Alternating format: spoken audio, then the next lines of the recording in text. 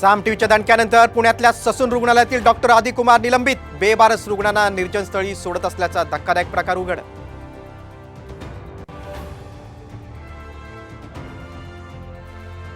आयात शुल्क कमी करतात. सोन्याच्या दरात घसरण. मुंबईत सोनं 5,000 रुपयांनी स्वस्त, पुण्यात 3,000 तर जळगावामध्ये 2,000 रुपयांनी घट.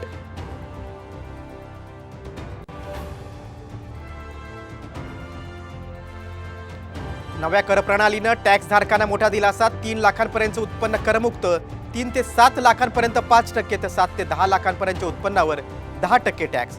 जुन्या कर प्रणालीत कोणताही दिलासा नाही.